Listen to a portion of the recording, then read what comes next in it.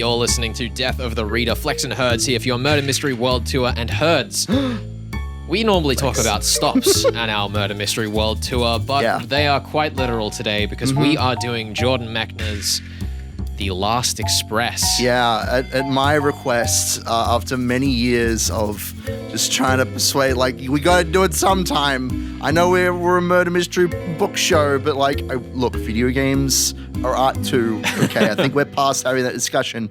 The Last Express is a novel that, a novel. See, he can't even stop himself.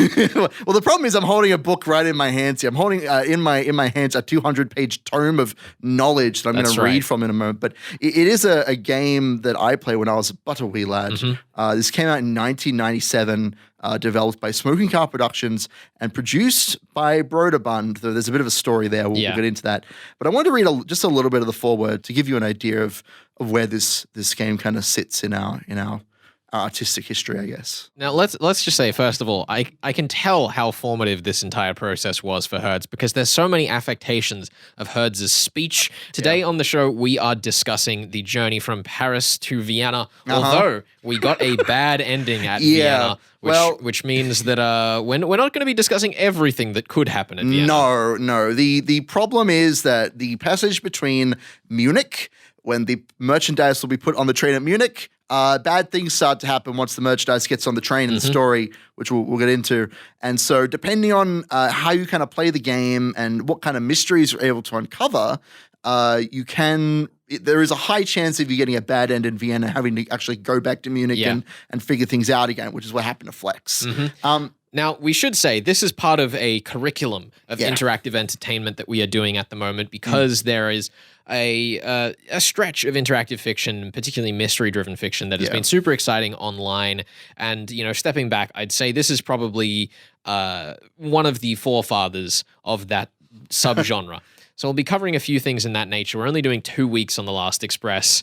And it's not enough time. It's never enough time. It was never enough time. And the other thing that's exciting is we've been streaming all of these games. So this is well and truly happened by the time you hear this on radio or on the podcast. But if you go to the YouTube page via the link on our social media at Flex and Herds, you can find yourself the streams that we did and catch up on the experience of actually playing the games and stories we're covering if you don't get the chance to do them yourselves. You can get to see both of us go through it, both the inexperienced new person and the master of the game. Yeah. Now, I wanted to actually touch on something you said, and you're not incorrect here, that The Last Express is a big, a forefather, as you say, of murder mystery, adventure games. Because that's really what this is, first and foremost. It's an adventure game, more than it is a murder mystery. But the murder mystery kind of begins as your protagonist, this doctor who's on the run from the law, Robert Cath, makes his way onto a speeding train via motorcycle.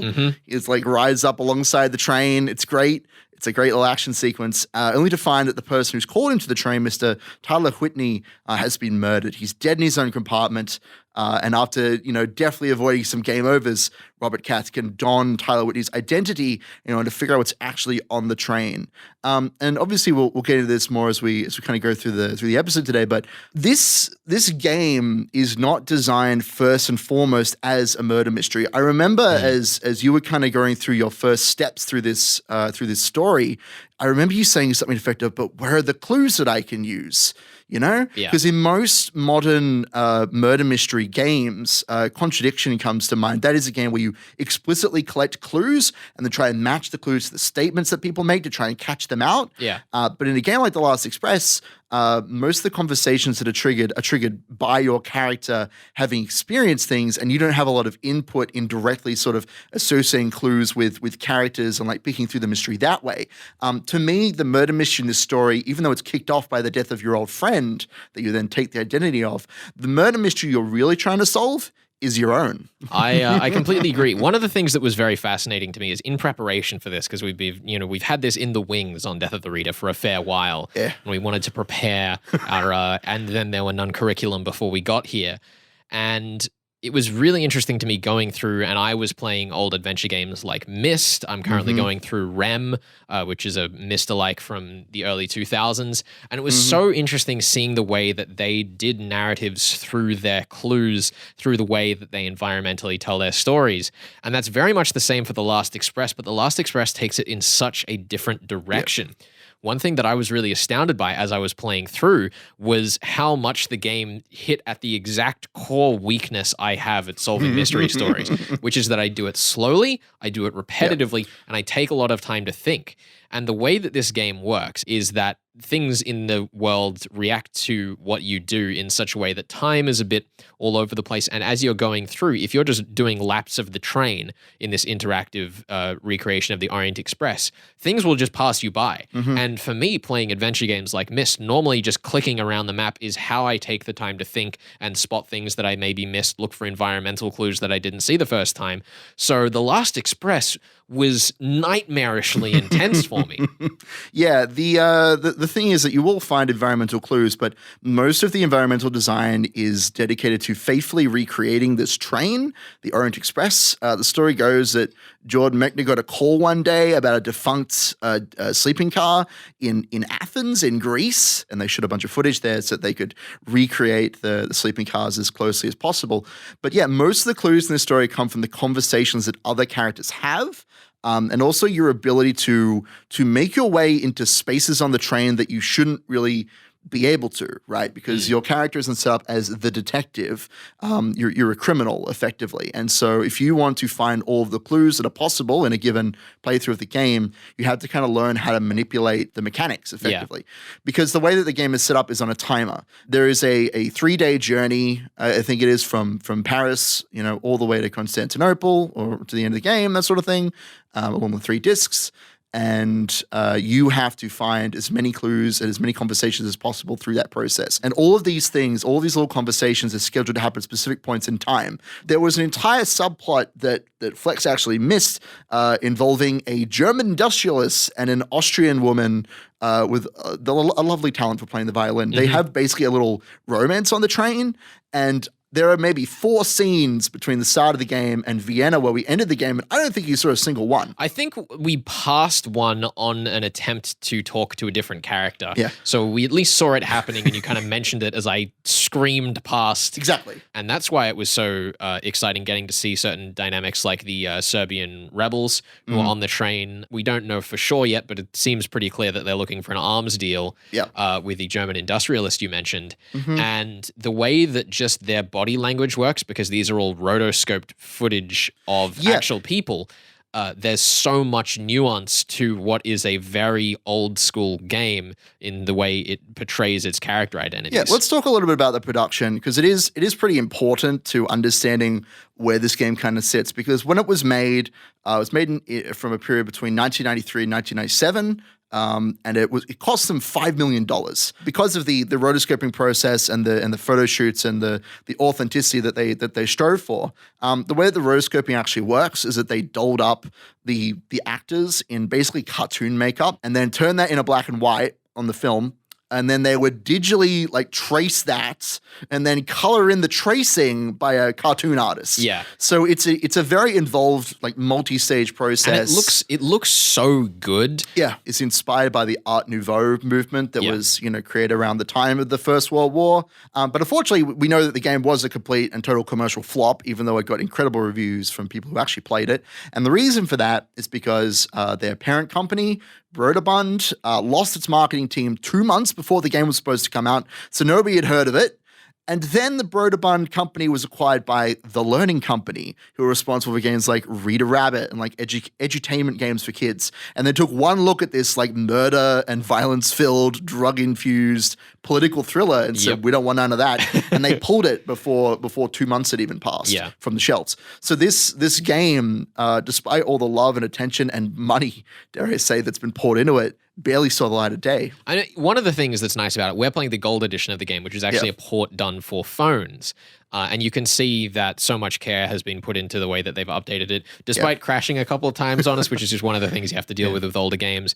It was actually really stable and smooth once we got it up and running, and it's so good that reimaginings and re-releases like that can keep interactive fiction alive in the same way that reprints and retranslations can of other fiction. I guess we'll have to talk about the mystery in the tail end of the show, and it's going to be a very different discussion because, of course, this is interactive, and we'll talk a bit about the time mechanic and the other feature of said time mechanic in the tail end of the show. But I'm so excited to get there and do something a little unique and bizarre. You're listening to Death of the Reader. This is Flex and Herds discussing The Last Express by Jordan Mechner and Smoking Car Productions. The best game ever made. We will be back with more of that in just a second.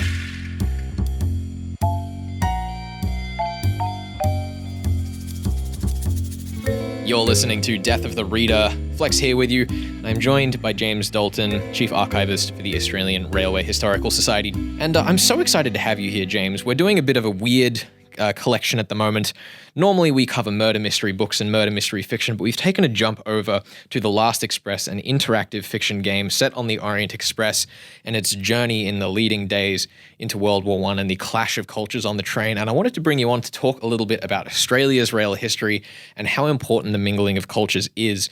So I wanted to start by asking, your job is preserving the grand history of trains in Australia. What challenges do you face in keeping that legacy safe? I think the biggest legacy, I suppose, or the biggest challenge rather, is the amount of material that we have and that keeps coming in. So we're often donations come in of new material, whether it's paperwork that people have collected, photographs, drawings, all sorts of things. And we have a great volunteer team, but it's there's a life's work there in front of us all the time. Yeah, I mean, that's one of the things as a closet train nerd myself, often when I find Wikipedia pages and archive pages are so beautifully detailed because there is that wealth of information out there. It takes a while. It has taken a while to get where we are today, so people take it for granted.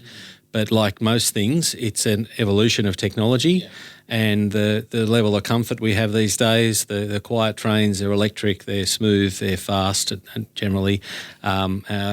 It wasn't always that way, and people might complain about it today, but we've come a long way. Yeah, I guess that's the fascinating thing about, electric trains or just public transport in any shape is that it's such a part of your day-to-day life. You kind of take it for granted, and that's why it's so important, the kind of archival work you and the team do to preserve something that otherwise would kind of just be lost because it's so mundane to people. That's right. Yeah, I wanted to jump over because a train is kind of more than a tightly bound connection of metal and gears, but a place for people to socialize and share ideas. For example, the Orient Express, people think of the Orient Express as a train, but it was actually a service that mingled cultures and all of these different ideas. How important for a growing nation like Australia was the railway network in the communication when the train was the fastest way to get news from point A to point B? Yeah, I think it was tremendously important, especially around that time you're talking about, around the turn of the century.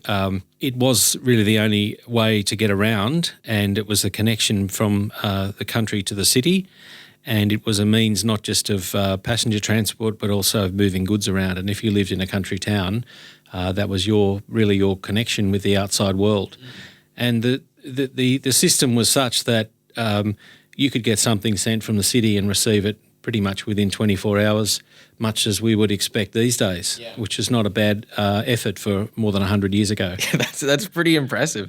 I think the other thing that's really exciting to me looking back at that history is that there are so many different stories that, inseparable from the trains that carried them, different political events that certain towns only heard about because a train took a week or something to cross the entire country to get there.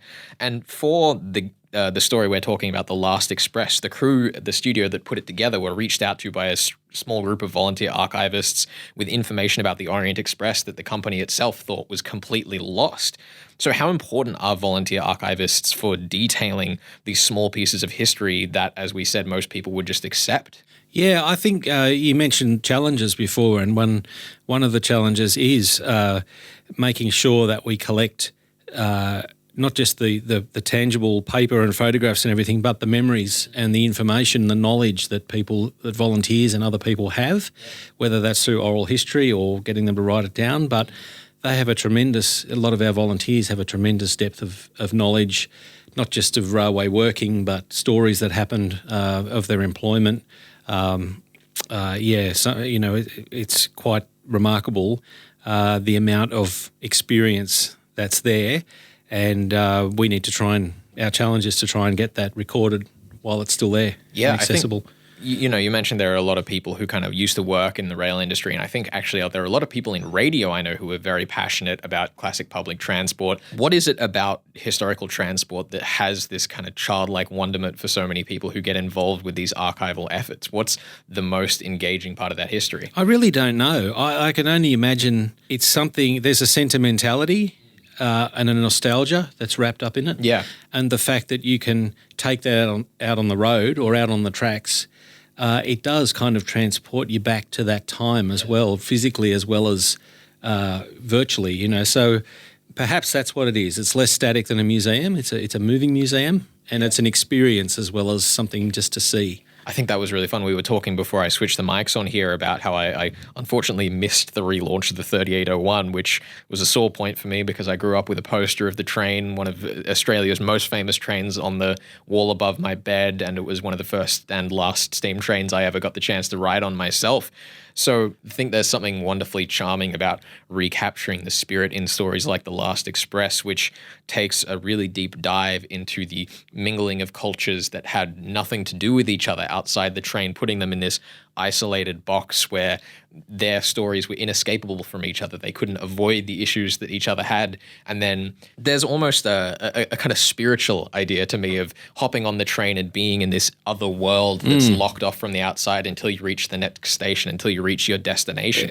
I think it's always been a magical experience to go to sleep on a train and wake up and you're in a completely different country, in a completely different place. And it's not night and dark anymore. It's morning and bright, and the language has changed and everything around you is different. I think that has a real attraction. Yeah, it's almost more tangible because I think for me, at least, when you get in a plane and go somewhere, you can't see the landscape going past you as directly as you can. There's a very tangible experience of things moving past you while you're on a train that's really beautiful like that.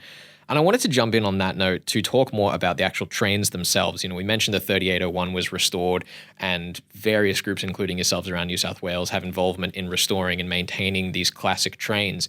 When we get into the kind of almost ship of Theseus idea, when how many panels can you replace on a train and still have it be the original machine, why go to the lengths to keep these trains working when they're essentially a showcase? What's so important about having the physical asset to keep that history alive? Yeah, look, our society doesn't get involved so much with the rolling stock and the hardware. We focus more on the information and so on. But I do know that there is a bit of controversy in the museum area that items that are considered important to preserve shouldn't really be used as a plaything. They shouldn't be operated because that's going to wear them out, and that means things need replacing, and then the object that you preserved is really no longer.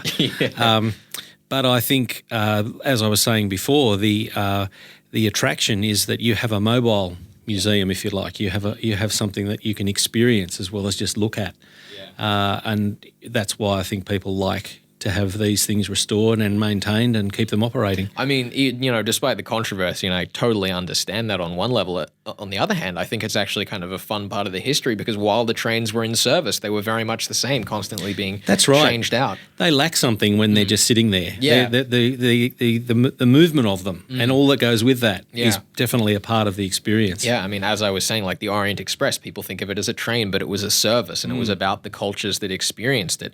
And obviously we're a murder mystery show, and I'd be remiss in asking the question, is there a story in your archives somewhere about a grim murder that's taken place on Australia's railways, or do we have a better service record than the Orient Express? I'm not sure if we have any that would make for enticing or entertaining listening, like perhaps your program, but there's certainly many incidents that have happened, whether it's been people falling from trains or various misadventures, criminals boarding and people being chased and captured and so forth. Probably the most famous one involving a train was Ned Kelly in Victoria, which happened in and around the railway station in Glenrowan. So, but yes, I think like most things in life, the railways are a microcosm of society, and so whatever happens elsewhere has probably happened on a train somewhere as well.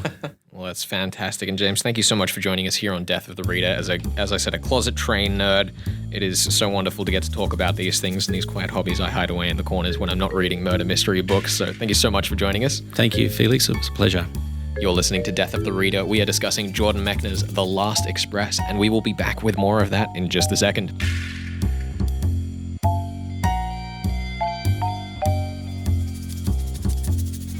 You're listening to Death of the Reader. Flex and Herds here. Your Murder Mystery World Tour is on a train. The second journey we've taken on the Orient Express, though, unlike our companion Agatha Christie last time, today we are with Jordan Mechner on the way from Paris to Vienna, where we met an untimely demise at the dagger of some Serbian rebels. Good on you. Yeah, that was pretty fun. I've honestly, just out the gate, I want to say I've never seen someone fail so utterly poorly at that section of the game.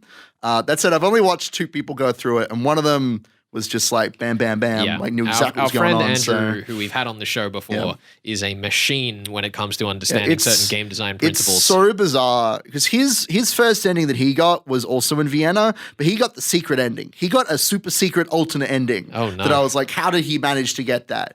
And it was just because he misunderstood one key point of the plot, I suppose. But you managed to miss all key items. I missed everything. You didn't get any gold. You didn't find any weird like Chinese eggs. You didn't get the master key. You didn't get any of the key items that you were supposed to kind of find on the train. Absolutely nothing. But let me be clear. This was your first time through, and I know that you, like myself, often discover a lot more in the reread, or in this case, in the rewind. And that is a key part of this game and the way it's designed. When we were talking in the first part about how the clock works, where conversations happen at certain times, and if you're not there, you just miss them, it's also worth noting that the clock interacts with what you do. So if you go into spaces, then time will advance just ever so slightly faster, so that if you do catch a conversation, then you don't have to wait as long for the next one and stuff like that. And if you get a bad ending, or if you get an ending that's good but you want to keep exploring a bit more, you can rewind a certain amount of time and just pick up from exactly where you were before. Yeah, in the original version of the game, you could click on the different stations on the map and go straight to them. In the gold edition, you have to just keep hitting the rewind button until you're back at a station you want to be at. I think that might be a bug based on the resolution, because I was able to get that working when I shrunk it down to a tiny screen. That may be the issue. But yeah, the entire premise of this game, and this is why I love it as a murder mystery, as a way of kind of reread or re-experiencing the story. Like every time I go through this game, I experience something new. There's something that I have never seen before because there's just so much stuff in it. But it essentially means that you can screw up as many times as you want. You can get as many deaths or get as many other characters, into trouble as you like, or skip conversations, or spend a bunch of time chatting to rich people, whatever you want to do. And the other nice thing about it too is that when you get sent back on a ending where you die, for example, or you get kicked off the train, it'll put you back at a point where the situation is recoverable. The other thing that I also like, and this is to do again with because we're a murder mystery podcast, talking about giving the person playing the game clues. When you do achieve a bad ending, you get a little diary entry of one of the characters on the train that says, they found a dead body on the train and there was only one character on the train without a ticket, so they were taken off. We went on as normal. And obviously that's a very early on game over where this character doesn't even know what's going on the train, but as the story kind of progresses, things get more dire, and you get different pieces of information about the exact circumstances by which your character is taken off the train. You can use that to kind of plan to play the game again, right? Now, it's time to start talking about the mystery herds. Oh, God. Because one of the interesting things about this game is that it is a very atypical mystery in that, first of all, as we mentioned earlier in the show, you're not the detective. You're a criminal on the run. So really, the detective would be looking for you, and the detective Abbott does, in fact, enter the train. What are you talking about? It's amazing. The conversation where he first gets on the train and starts talking with you, the rate at which it goes from how much does he know to, oh, he knows nothing, to, oh, he knows everything. Yeah, he basically is paced beautifully. Because this is you're already halfway through the game by the point that Abbott, the detective, the British detective from like implied to be from Scotland Yard, Yeah. actually walks onto the train. And so, how much time do you think this game needs to establish a character and make you understand their deal? Turns out it's about 30 seconds. It's so good. And it involves Abbott saying, yes, that young Russian on the train, you think he might have some beef with that older Russian? I don't know, maybe not. And what about that young Miss Wolf? She seems like the spy type. Like, he basically goes through all the important characters on the train and just tells you their deal immediately. It's fantastic. And then says to you, Robert Cath, you might have heard about that murder, Well, he up says, in Belfast. Mr. Whitney, you might have Mr. heard Whitney, that. of course. Because you are Robert Cath, who did set murder. Of course. So this character is still, holding up the facade. He's not here to drag you through the mud, but he lets you know pretty intentionally that he knows everything that you know, and you're not going to get much past him in the first 30 seconds. And Kat doesn't even get a word, and he is out of there as soon as he can. It's fantastic. I mean, this is the thing. I know we're talking about the mystery, but like one of the best parts of this story is just how quickly every character is established. You get one conversation with them, you know exactly who they are and what they want and their motivation, and that is such a strong part of their characterization for the entire rest of the game. As well as the characters where you don't get a strong introduction on their character, then when you do find things that are different, it stands out so much more. Such as the couple of ladies who the story reveals through a diary later on that they're a lesbian couple, but the first conversation they're talking about you, the cute new American boy on the train. Exactly. And it means that those situations and those political allegories, because this is of course a story about the lead up to World War I, it means that it is so much stronger and confident in the way it does those things. And I think confident is the overwhelming word that I would plant on everything this story does. Yeah. However, what's your problem? I'd like to do something that we have never done on the show before. What's this? I would like to plead the Knox. What are you pleading? So one of the things is that you discover that Tyler Whitney had an egg that he was going to trade for gold, to get gold to trade for weapons, to help some Serbian rebels, and it's a big looping mess. Okay. Of course, the problem here is, Herds, that I have to plead Knox because I do not think it is possible for this mystery to be solved with fair play methods. So first of all, I wanted to point out that that all supernatural and preternatural agencies are ruled out as a matter of course, and that no Chinaman must figure into the story, and that the detective himself must not commit the crime. So let's go through these things. Sure. Because I think that the only thing that we have foreshadowing for in this story to adequately ping anything on Tyler Whitney's death is the egg. Okay. Wherein I assume, based on the book that we find in Kronos, the fittingly named weird man in the back carriage of the train. Named after Kronos, the Titan of Time. Yes. Based on a book that we find there, it seems that the Firebird, the egg that Tyler Whitney was carrying, has some sort of curse-like nature about it, wherein, if it is opened in the night, it screams, you come to great harm. Based on the fable of the woman the Firebird told in the book in Kronos' Carriage. Okay. So the most foreshadowed method of death we have for Tyler Whitney is a device X on the inside of that egg that only functions at night. The other thing is that when we go through and we look at all the other characters in the train, almost everyone, in a way, becomes the Chinaman. Everyone is the outsider, and I do mean to say that this is not a criticism or complaint. It's actually one of the best parts of the mystery in this book. This is part of this story's like thesis, right? Yeah. That all the characters on the train are from different countries. They're from France and England and Russia and Serbia, and they all are kind of representative of those global powers at the moment that World War I hits, right? Because so much of the story is about these socio-political issues, I feel it would be disingenuous to the stories it's trying to tell about those characters to say that one of them is more guilty than the other on account of those differences. So I guess my theory is, and I'm gonna say this, that either the egg mystically and magically managed to kill Tyler Whitney in a method that we are not able to examine his body for, or that any one of the cultural characters on the train, and I'll pin, just for the sake of being clear about it, I'll pin it on the industrialist August Schmidt, just because his scene where you come up to him first in the train and then he immediately goes to Tyler Whitney's carriage, which gets you thrown off the train, is the most direct action that makes someone suspicious. I mean, I would also mention that you have completely failed in every other mystery that's been part of the story, getting yourself killed. But yeah, that's fine. That's fine. Sure, we'll discuss the murder of Tyler Whitney, I think, as we get further in the game. In the meantime, I think that we need to retrace our steps and actually retrack the journey from Munich to Vienna, there is a concert that we should definitely not attend. Yes. And many compartments to be snooped through, which is the best part of the game, in my opinion. Absolutely. If you want to catch us streaming The Last Express, we will have done this quite a bit before this episode comes out, but you can always go back and watch the recordings up on the YouTube channel, which you can find from the 2SEO website or our social media page at Flex and Herds.